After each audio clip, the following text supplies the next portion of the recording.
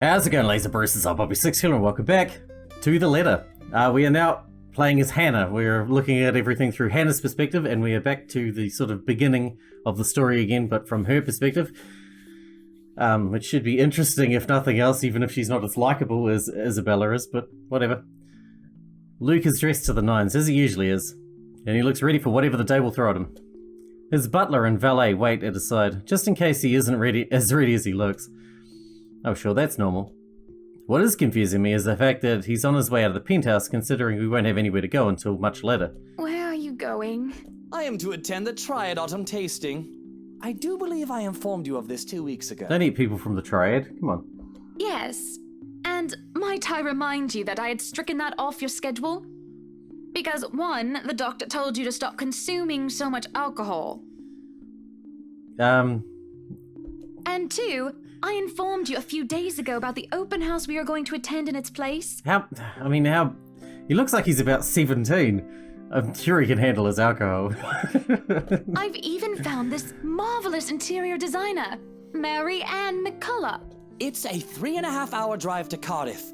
I don't have time for this. This is like that little party you threw all over again. You don't inform me of it, and you expect me to stay and be a gracious host when I have business elsewhere. You know how I operate, Hannah. Unless this was penciled in, I am sticking to my schedule. If I may intrude, the madam is correct. Your physician did insist you moderate your drinking, unless you wish to incur acute pancreatitis. Oh, I really do wish to incur that, thank you. And you did have this open house penciled in last Wednesday morning. Bullocks, I don't remember doing so. Well, you did. While very hungover, in fact. He did. Moaned about me being too loud, but gave in after some pushing. Perhaps I was a bit too cruel and manipulative of me, but... Whose side are you on? Come on, Luke. You promised we'd do whatever I want this weekend. Gordon Bennett, fine. I am giving this house tour of yours a chance. But if it proves to be a waste of time, I am going to Cardiff, and you are going to take a cab home. Are we clear? It's just a bit of a husband and wife tit for tat, isn't it? All couples have their arguments. He treats you like a fucking child. Once the honeymoon phase is over, as they seem to call it, reality sets in that you and your partner might not always see eye to eye. Perhaps it's been the years. 7 of them is nothing to scoff at. I just cannot bloody believe I agreed to this. I was really looking forward to the Triad tasting. Though sometimes I think it's something a bit more than just simple disagreements, and I have to stop myself from wondering where we went wrong. There's always the Triad Christmas tasting in Manchester next month, and that'll only be an hour-and-a-half drive. Have I been neglectful? Have I offended? Have I not got... Never mind, I'm not gonna... Have I acted shamefully? Yes, but Cardiff. I was going to say something dirty, but I changed my mind. Certainly any problem could be discussed. As long as he doesn't turn me away. Well, there goes my good mood. Are you happy now, Hannah? Ecstatic. Why must he treat me this way? Defend myself. Fuck this guy. Yes, I am very happy, Luke. Because for once in a very long time, we are doing what I want. I'm ecstatic. Understood? And this would be perfect if you stop acting like a child who needs their nappy changed. We will be leaving after lunch for the Ermengarde mansion. Hannah's growing on me already. You are going to park your rear in the car and keep mum. And you are going to behave during the tour. That's why he doesn't talk. Needless to say, Luke looks a bit shocked at my little outburst. He opened and closed his mouth a few times, struggling to reply before he crosses his arms to look like, well, a moping child. Any more rules for this little excursion of yours, Your Highness? Yeah, stop being a wanker as well. No wine. No wine? Unacceptable! I am already not allowed to the tasting, and you would deprive me of that simple pleasure? If I see you take one sip today, I will put the stocks under lock and key. Do you understand me? He must really like wine. Look, there's a big painting of wine on the wall, right behind his manservant right there. How much do you have to like wine to cover one wall in a picture of wine? Don't forget the bottles he keeps in his dresser. Whose side are you on? How many times in one day can you ask that? As many times as I need you, traitor. Someone's gonna get fired. The road to the mansion is quiet, with Luke having stared out the window the entire way, not paying attention to anything around him. Meanwhile, I'm conflicted. I don't know if I should apologize for changing his plans like that. But by the time we arrive at the mansion, and I see his eyes light up in genuine interest, apologizing is the last thing on my mind. The whole affair with the Eveningland mansion is certainly an interesting experience. The place has been renovated and restored by the owners to what they claim to be acceptable standards. The mansion itself looks like something befitting of a fairy tale or a period piece. It is tastefully decorated and, with a little bit of love and attention, I'm sure it can be a place Luke and I can call home. And the number of other prospective buyers that have come from the powerful and wealthy of Luxbourne certainly did not disappoint, marking this estate as prime property. The Lees are amongst the group who went with the Rose Woman, and I saw a few other notable faces, though I did not feel it like mingling. Unfortunately for every one of them, the Wrights are interested in buying. What's been bugging my mind, however, is that Isabel. What is her problem? I still don't quite understand what is happening. One moment she's scrambling to give us paperwork to finalize the sale, then she's panicking over some sort of prank letter or another. The second thing on my mind is how touchy my darling husband is being towards the poor dear. I cannot even plaster a smile on my face, a horrid scowl taking its place. There is no way I can pretend nothing is wrong as I hum. And I'm sure little Lily here would certainly appreciate it if you remove your pretty hands from her, darling. He is quick enough to detach his hands, which is all the girl needs to, well, for a lack of a better word, escape. I think I need to step out for a while. I'll be back. Her partner follows, shouting after her without hesitation. There is an awkward air among us as we're left in the wake of whatever that was. The others murmur and gossip with each other, speaking of the poor, daft girl and telling the tale of whoever was not audience to the act in the first place. It doesn't take too long for the woman, Rose, to return and pull us aside into the study for what I rightfully assume is damage control. Rose invites Marianne in too, hoping to apologize to her as well. But the woman refuses, saying she's not one of her clients anyway. That leaves myself, Rose, and Luke. The last is too eager to make himself comfortable in a study he's no doubt already claimed as his own. I can't apologize enough about what just happened. Very nice. Please forgive Isabella. It's a lovely room. She's been under a lot of pressure lately. She's young and all those rumors about this being haunted just got to her head. And it must be this terrible heat too. Not a drop of rain for days now. Oh, it's fine. The poor girl must feel so embarrassed about what she just did. But I say, let bygones be bygones. After all, she's only a child. She looked, what, 19? I shoot Luke an accusing look at these words. After all, he tried flirting with the girl. The nerve of him. And not only that Isabel girl, but also Marianne and Rose too. Pretty much anyone in a skirt, I think. He's a skirt chaser. What kind of husband would think that it's even a remotely good idea to make moves on 3 different women while his wife stands there? Did he drink while I wasn't looking? Oh, I think he's just an asshole. I think he's just an asshole. But again, I apologize. And if there's any way I can make up for what just happened, just... I know what you can do. Be a darling flower and get us one of those bottles you plan to serve. Pop it open. We were planning on serving some champagne.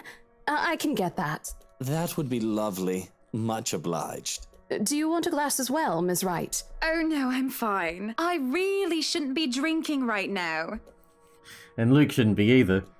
But right now, I'm just too tired for any sort of argument. I don't have the heart to scold him in public as well. I'm certainly not his mother. I just want to get this horrid day done with, go home and sleep. Perhaps I'll even have a strong cuppa before I head off to bed.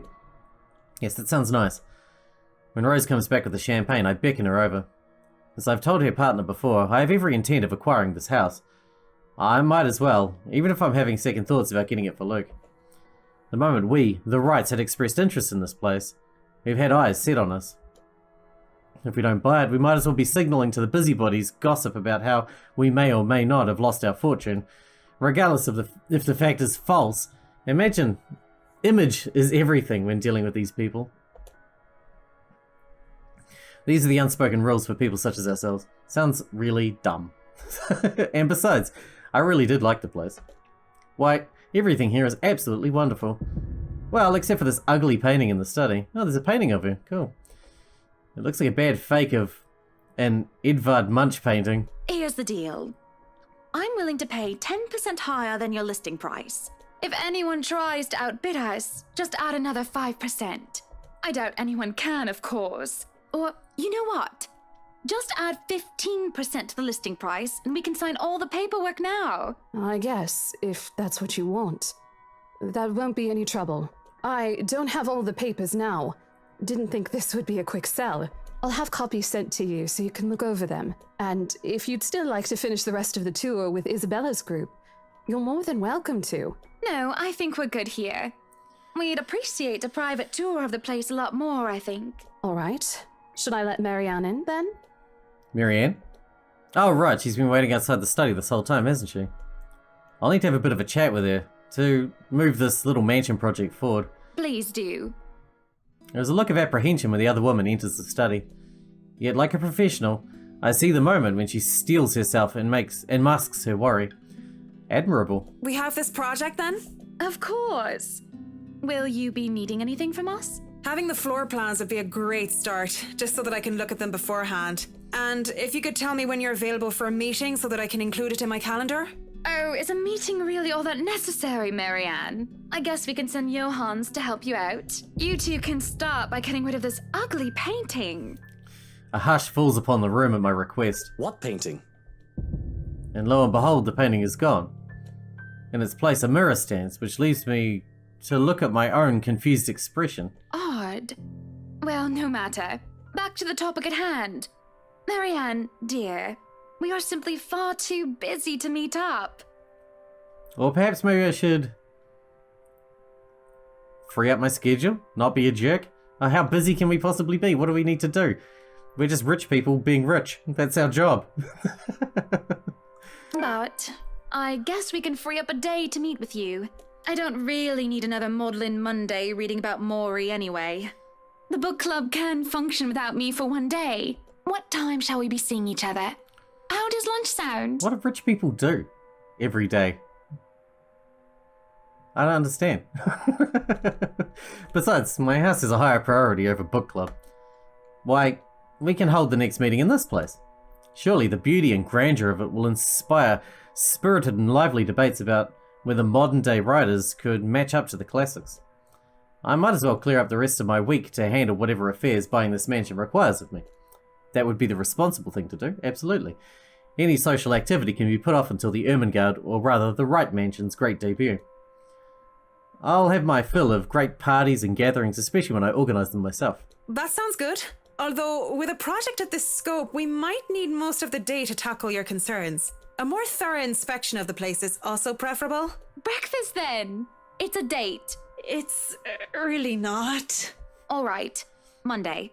10 o'clock sharp. We'll see you then. Actually, Marianne suggested that we meet at 9, but who was even awake at that unholy hour? I was lucky enough to wake up this morning before Luke went all the way to Cardiff. We say our goodbyes, shake hands, and make it clear, without outright saying it, that we now own this house. By the time we left the mansion grounds, sunset is almost upon us. So, you really want to buy this place then? That's a bit of a big impulse buy, even coming from you. Not that I'm complaining. Well, I'm glad you're not complaining like you usually do. It's a right and proper Christmas miracle, isn't it? Hannah has finally done something right. Right and proper? I refuse to look at him, staring at the passing scenery instead. Hey, Buttercup, what's with this cheek? Rose, Lily, Mint. The nerve, Luke, the nerve! Is that what this is about? 1, that woman's name was Rose, and 2, you know I don't mean a word of that empty flirting. And it's still the principle of things, Luke. I understand if you try to woo them to get what you want when it seems that I'm not looking, but I told you once before not to do it when I'm there. Luke dealt with other women in the past to get what he wanted. Sometimes I have my doubts. I really want to believe that I am an exception, that he's not just using me like how he used those other girls. I am having a hard time believing that now. And it isn't just a shameless flirting.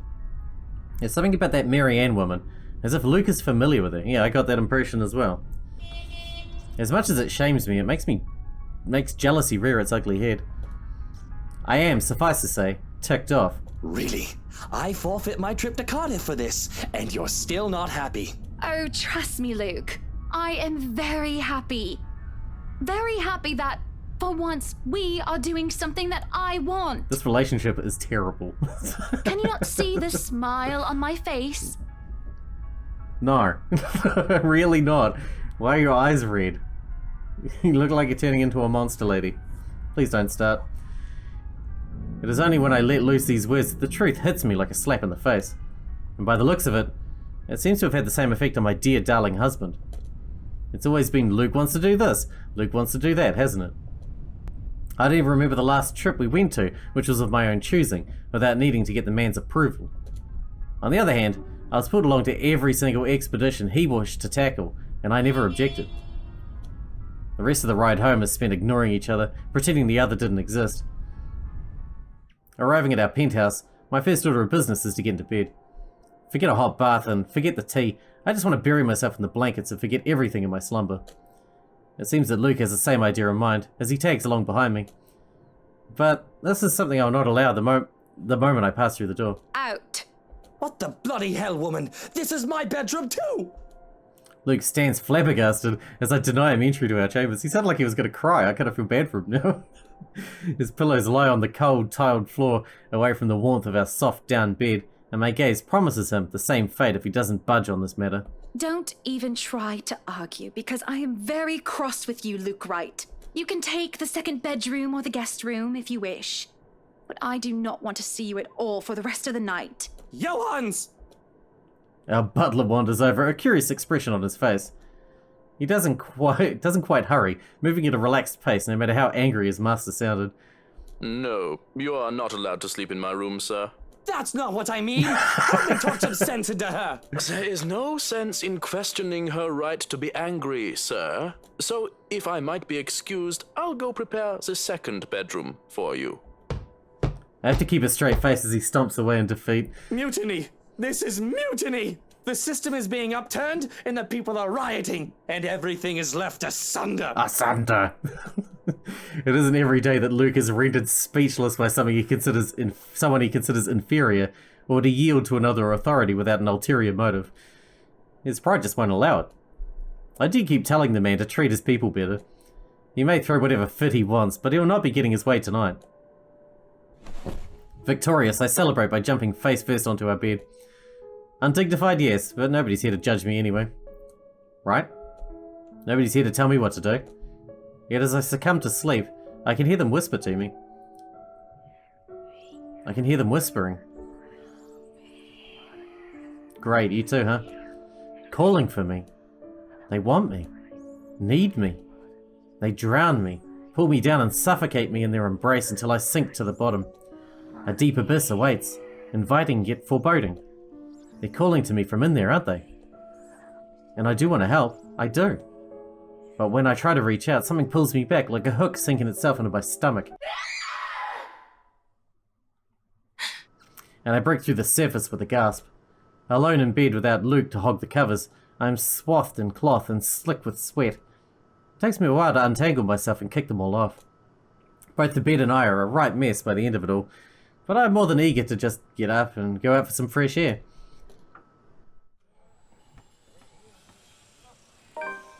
The days past had gone by a blur. We hadn't talked much, Luke and I, outside of necessity.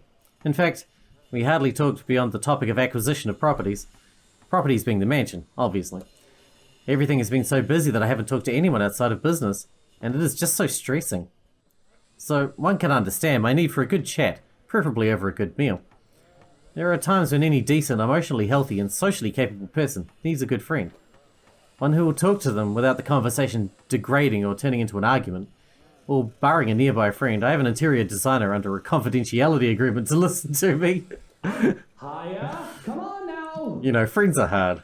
I hire my friends. The place is bustling with movers, carrying furnishings here and there, along with several trunks of personal belongings taken from our penthouse. I can hear Luke barking at them in the other room, making sure nothing is handled carelessly or gets stolen. Careful now! I know your pictures are framed by cheap plastic, but those are framed by African blackwood and are one-of-a-kind commissioned paintings. What a tosser. Each one is easily worth a lifetime of what you lot make. It's hard to tune him out. The whales did not do a good job of muffling him at all. The walls, sorry. But then again, it's Luke. I would still hear him ranting even if we're on the opposite sides of the mansion and I was wearing earplugs. I'd really like to thank you for inviting me to breakfast, Mrs. Wright, but I already ate, so I should really go back to work. Nonsense! You arrived so early, you must not have gotten a proper meal. It was 10 o'clock. Our butler has made a surprisingly lovely bubble and squeak. Sit, sit! I'd situate us in the dining hall, but it is a mess right now. Oh, Johans! The man in question appears, ready with a tray as he starts to set the table for us. We sit in silence as we are each served a plate.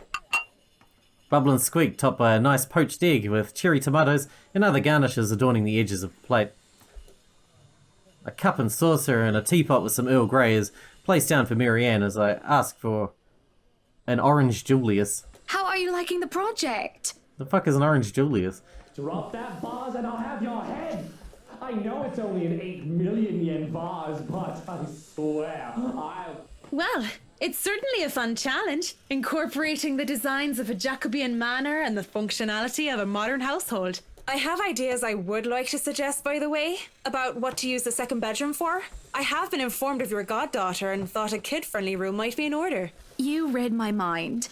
I was actually going to bring that up. Oh, that would just be so lovely, Marianne. That way, Kylie can bring her friends over as well. And a good friend of mine, Rochelle, is expecting a baby. So, why don't we think about putting a crib in there too? I can just imagine little ones running around, filling this place with the pitter-patter of their feet. We'd have to make sure they don't trip and fall on the stairs, though. We won't be able to finish everything up until after the party. But we'll have it ready by then, so that all we need to do is to move in the furnishings. Yes, that's plenty fine. It's not like we're in a hurry to have it. And we wouldn't want the workers to disturb the guests or the other way around, do we? Just make sure it's presentable. You know, in case a guest snoops about. Of course. As for the kitchen you wanted, I've already negotiated for the high-end stoves and the hot and cold drawers, so on and so forth. I've got a friend who is able to customize them so that they'll look like the counters we'll be replacing and fit the rest of the interior. They'll be bringing them in today. Why can't you people do anything right? Don't drag it. You'll scratch the wood. Can someone send him to the pub or something? I'm sick of having him around. Excellent. But no, really, how have you liked it so far? Oh, it has been wonderful, believe me. Everything is going smoothly too. It has been a long time since I've worked on something on this grand a scale. Nowadays, everyone is about condos and flats, living in the city where every room is an identical box. Believe me, this is very refreshing. We lived in a condo before this, Marianne. I didn't mean any insult. It's fine, sweetie. Look at you, all frazzled. I was just pulling your leg. Luke wanted that penthouse when we got married, and you can thank him for purchasing this place as well. She looks confused. Of course, she has every right to be. She no doubt overheard me push that estate agent into the sale, making quite the aggressive offer. She saw me sign the papers for the mansion as well. I just had to scoff. Don't be fooled. I'm just the treasury. I wouldn't be able to make a purchase this grand without his seal of approval. I see. That's it. That's all you have to say. Yes, it wouldn't be appropriate to comment further. Probably not, no. It is unprofessional. Unprofessional. I can't help but let out a deep sigh as I stick a fork into the dish. I didn't want professional. I want someone who would either agree with me, even if it's for the sake of agreeing, or someone who will try and talk some sense into me. Neutral responses are so boring, there's no discourse in the middle ground. She's your employee. The food is good. Best bubble and squeak. Of course it is. Our kitchen staff only uses the freshest hand-picked ingredients. Only the best for the rights. Mr. Wright is not joining us? No. He is far too busy bossing people around. He even refused to join me for breakfast earlier. Hence, this. I see. My apologies. I really don't know what sort of response you expect to get from me. There is a clatter of silverware as I slam my hands on the table. It is frustrating. I'm frustrated. At Luke mostly. But Marianne's neutral professional answers are certainly irksome as well. You're a human with feelings and opinions, aren't you? Don't give me this bollocks about being professional when we're having a nice friendly chat over a nice and friendly breakfast. I can only talk about interior designs for so long, and I detest one-sided conversations, Marianne. God, look at her. She's so scary in that picture. But I really don't know what to say, Mrs. Wright. We were talking of no topic in particular, and Luke. We were talking about Luke. about him not eating breakfast with you. About him treating me as if I were some treasury. I didn't realize that I shouted that so loud until it's too late. There was a stunned silence that settled before I slumped back into my seat. Hiding my face behind my hands, I can feel my shoulders shake. Breathe, I told myself. Calm down. But it's just so hard.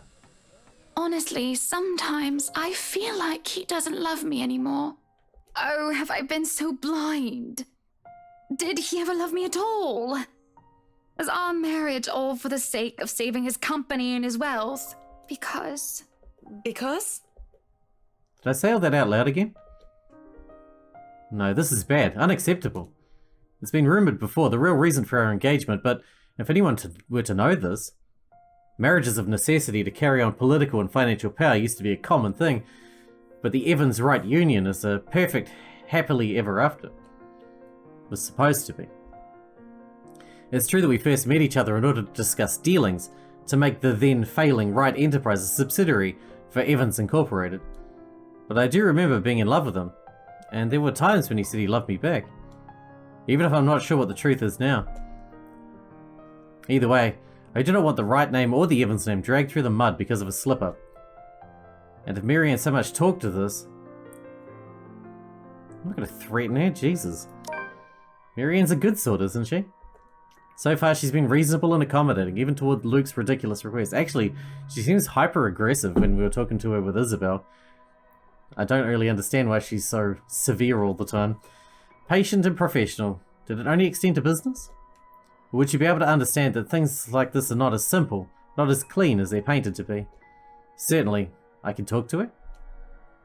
Ask for her... I won't speak a word, Mrs. Wright. Not only am I contractually obliged to, it would also go against my principles. This is no one else's business but your own, and it should be kept between the two of you, and whoever you wish to seek counsel from. Please, Marianne. You have to understand. These sort of affairs. If anyone were to know this, they could just twist it and we'll be ruined. All I ask for is your silence on the matter. If I am to be frank, Mrs. Wright, this isn't new for me. You aren't the first, and you certainly won't be the last to have complicated dealings. Unless what you're doing is illegal, I turn a blind eye. Can I trust her? If I wasn't in the same boat, I'd be trying to pry those secrets and gossip with you about them by now. Well, I'm keeping that information confidential as well. So like I have any other choice, do I? Thank you. We continue to eat our meal in peace, finishing the last of the food and drink. When the door to the parlour opened, Marianne and I are just sitting in silence. Madam, the photographer from Luxury Living is here.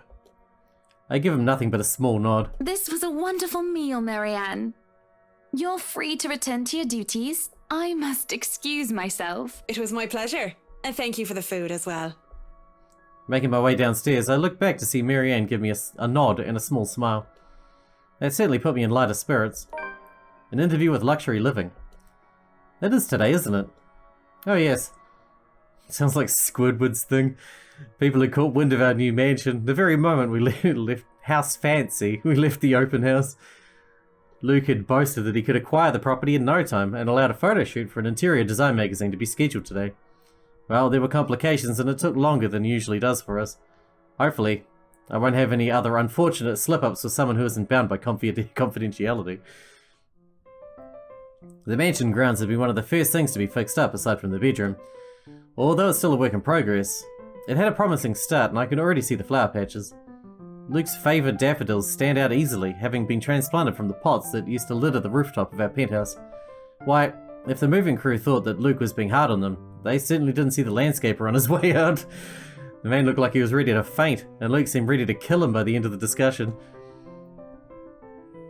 It is in the gardens that I see him standing near the flowers in quiet admiration. Zach! He's hard to miss, the hulk of a man that clearly did not belong, and the big backpack and suitcase that he has with him makes him look much larger. It is a peculiar sight seeing someone who looks like he does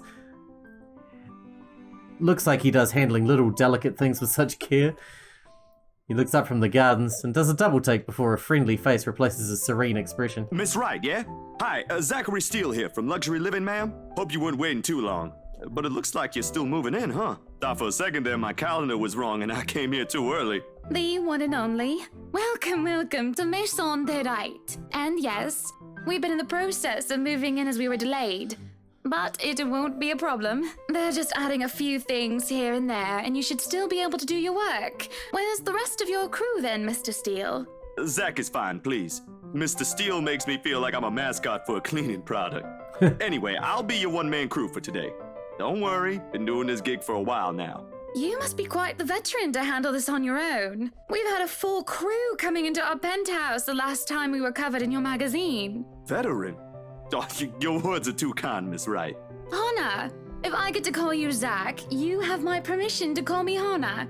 Alrighty then. Anyway, I'm no veteran, but I know my camera well enough to make sure this is a good shoot. You can trust me on that, Miss Wright. Hannah. Zachary proves quickly enough that I can, in fact, trust him, his skills with the camera and experience in this industry at the very least.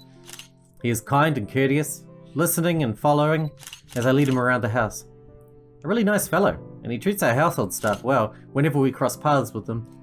I answer his questions to the best of my ability, and he is patient enough to answer mine whenever I get curious enough. For one, I ask what the bags are for.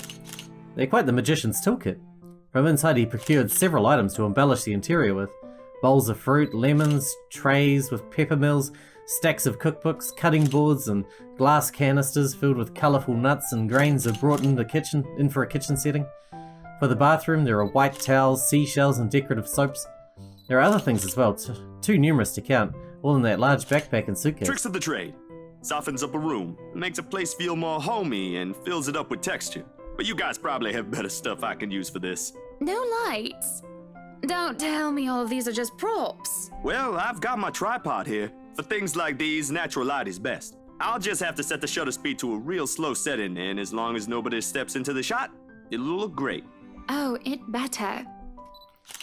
We go through the rooms one at a time, although we first tackle the ones that the movers have no business in anymore. The ballroom needs little preparation with its grand design, although there was some trouble at first with the wide open space and the pictures being backlit. It is in the kitchen that Zachary's props come in handy, considering how Johannes kept the place so neat and sterile, one can practically eat off the floor. We carry on, touring the house and taking pictures where we can, with exception to the rooms which have yet to gain any purpose or design. Too bad I can't take a sneak peek at his photos yet. Funnily enough, he is using a traditional camera. I didn't even know film still existed. With the way he speaks, however, I can see that he knows enough about his craft that I'm not too worried about botched photographs. I imagine photography must be cathartic for him, judging by how at ease he looks while taking pictures. There are small snippets of conversation in between the clicking of the camera. He even goes so far as to talk about terminologies like shutter speed and aperture when I ask about the technical aspects. I can't quite see the picture as it is made, much like when I watch artists paint on their canvas. But just watching someone passionately practicing their craft such as this is exciting in its own way. Going through many rooms has been quite the exercise for both of us. Despite that, he's been so nice, and I find myself putting out my best smile. But it is as we're taking pictures in the foyer that everything comes to a standstill for a moment. Just a moment. And had I not been paying attention, I wouldn't have noticed.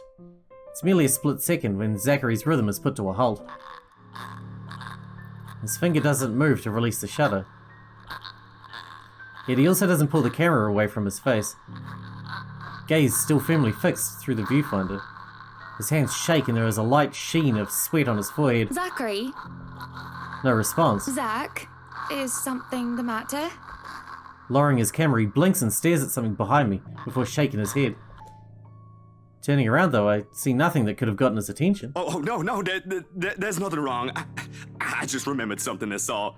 Let's get back to the pictures. Can you move a bit more to the left, yeah? I struggle to respond this time.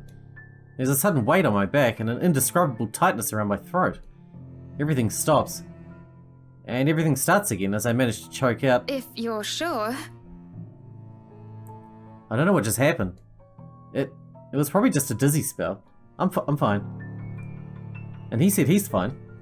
We continue at the same pace as before, although there is an unspoken agreement that we'll not talk about what just happened. So, is this a full-time job for you then? Nah, I just freelance mostly, for magazines, newspapers, and events. So you can't really call it a full-time job. It's fun and it puts food on the table, but it's not what I really want to do. At least, not all the time. What is it that you want to do then? Make movies? Maybe I've been out of line sticking my nose into other people's business, but I can't help but ask. I regret doing so as I see his shoulders slump and the easygoing air he has fades away. He looks torn over whether he wants to talk about it or not. Films. Documentaries mostly. But cinematography is a lot more difficult than photography, right? I was working on this thing, actually. What thing? Well, it wasn't really a big thing. People didn't like Blue Fonzie very much. People don't like a film about colors. I suppose they would have liked Blue Bibby a lot more. Very funny. So, Grand Director, do you want to tell me what Blue Fonzie is all about? He hesitates, but when I refuse to budge on the matter, he gives in and spills it all out. Blue Fonzie. Oh my god, I can't read that. French words. Dark blue, the darkest hours of the Black British. He speaks with passion of one who has gone through the very matter he is concerned with. There is conviction, knowledge, and experience in his speech. Why, I would have told him that he's an amazing speaker if only I wasn't so engrossed listening. Prejudice and discrimination and skills in the workplace lays the chances for opportunity and higher chances of being treated like a criminal. He spoke of blacks and people of colour in general still being treated like second-class citizens, all because of the colour of their skin. It's all just positively riveting. And sad. He comes to a point wherein he soon loses his steam. He looks abashed, realising what he'd just done. Sorry, I just got so carried away and... It's fine. It is really so fascinating to watch people talk about their passion after all. You should see how your eyes light up when you speak so fiercely. You do have very beautiful eyes. Uh-huh. Thanks, I guess. I want to say that I understand where he's coming from, but I really don't, do I? I was born with a silver spoon in my mouth and I've lived a charmed life. It hasn't been perfect, but the difficulties I've been through pale in comparison to what others experience on a daily basis. I certainly don't know how I would have fared were it any different. Would I still have met Luke? And would he still have loved me if I was any lesser? No, he wouldn't have. What was your home like? These things you talk about. It sounds like well, I don't mean to pry, I mean. Live with my older sister and my grandparents. We had a shop selling all sorts of things below our flat. And well, I was one of the few non-white, non-British students in class. I didn't get pushed around or anything straight up. Even then, I was one of the biggest kids around, but a pencil and notebook would go missing, you know? Oh, that I knew. Children can be so cruel at times. Of course, there may be a slightly different story when you have personal guards, and the stolen item is not a pencil, but an expensive heirloom. So what about you? How you liking your new house? It's pretty impressive. It's nice, I suppose. You suppose? Not big enough? What? No, oh, don't be a bully. It's just that... I understand if you don't want to talk about it. I was a little girl, all dolled up and treated like fragile porcelain, with nursemaids waiting to me hand and foot. All the material possessions anyone could ever want, I could ask for on a whim, and it would be handed to me just like that. But I barely saw my parents, just goodbye kisses in the morning before they went off to who knows where they were headed to next, I guess. I saw them more often on the telly or in the papers than I ever did in person. I remember my old house. It was a lot like this one. Big walls and big halls, but nobody in it. Not really. It makes you think how alone you are. A pensive mood overcomes us, and there's a moment where neither of us are sure how to go on from there. Things have gotten a bit too personal, yet it isn't wholly uncomfortable, like as if we've been friends before. Well, that's normal, ain't it? You just moved here. You'll make home out of it yet. It certainly makes it easy to believe that. My childhood house is indeed a lot like this one. Just as large and extravagant, and just as empty. I hope he's right. So, Monsieur le Photographe, you've covered the one and only Ermengarde mansion. What's next on the agenda? The interview? Boring. It's an interior design and housing magazine. And they want to know what Miss Wright has to say about her interior design and house. Honor Wright thinks she bought a magnificent house that she can certainly brag about. Blah, blah. Boring. You know what they should print more of? I watched an interesting documentary the other day. Blue Fonzie, The Darkest Hours of the Black British. I recommend you watch it. Those are the things that people should know about. What do they care if I use a purple or green bowl of fruit in my kitchen? People, right? Oui. People are shite. What do you think? Do I look good with this angle? She's still growing on me. Shite. I strike a pose while he's being busy, looking taken aback for a moment, probably not expecting me to just go and say such a crass word. But he recovers quickly, and after snapping a few shots, he grins. Yeah, vous êtes belle. You want copies of these ones? Yes, please. So, the big boy knows French. You must have wooed a few ladies. Unless you're into gents. Either way, French is, after all, the language of romance. Oh, I don't know about That's why I can't read any of it. poetry. But I've made lunch for a girl before, and they did like that fancy French cuisine. Can you cook your best? I could cook just about anything as long as I know the recipe. C'est magnifique. It's been too long since I had a nice and proper chat with a good friend. No, Lee is certainly not a good friend. And although we've just met, Zachary is the sort of person... and although we've just met, Zachary is the sort who can probably befriend anyone. He's just a comfortable person to be around with. A bit too comfortable. The photo shoot went by a breeze. Alright, we're gonna wrap it up because we're out of time for today. That was interesting that Zach showed up though, and he's seeing the shit, she's seeing the shit, everybody's seeing the shit, and yeah, she's growing on me. But I like Luke less than ever before. Anyway, I hope you guys enjoyed it. Thanks for watching. Thanks for hanging out with me, and I'll see you in the next one.